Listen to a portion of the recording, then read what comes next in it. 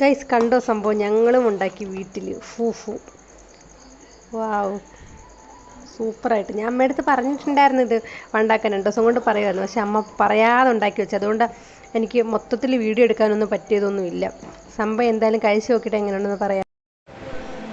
Guys അമ്മ ഇതിൻ്റെ കൂടെ എനിക്ക് മീൻകറിയാണ് തന്നിട്ടുള്ളത്. ഞാൻ കഴിച്ച് നോക്കട്ടെ എങ്ങനെയുണ്ടെന്ന്. കുറച്ച് എടുക്കട്ടെ.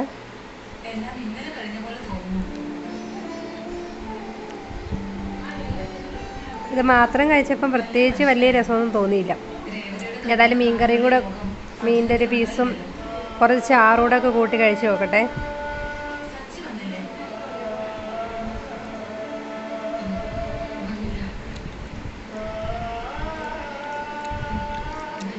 ആ ചൂരമീൻ ചേർത്ത് കടിച്ച് നോക്കിയപ്പോൾ ഒരു പ്രത്യേക ടേസ്റ്റ് തോന്നുന്നുണ്ട്.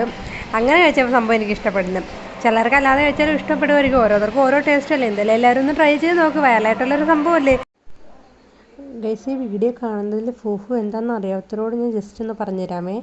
നമ്മുടെ കപ്പയുണ്ടല്ലോ, ചീനി നല്ലപോലെ കഴുകി പീസാക്കിയിട്ട് കുറച്ച് വെള്ളം ചേർത്തിട്ട് ഉപ്പും കൂടി ഇട്ടിട്ട് നമ്മൾ ഫൈൻ പേസ്റ്റായിട്ട് നമ്മൾ അരച്ചെടുക്കണം കേട്ടോ. മിക്സിയിലെ ജാറിൽ നന്നായിട്ട് അരച്ചെടുക്കണം. പിന്നെ വെള്ളം കുറവാണെങ്കിൽ കുറച്ചുകൂടി ചേർത്ത് അരയ്ക്കും.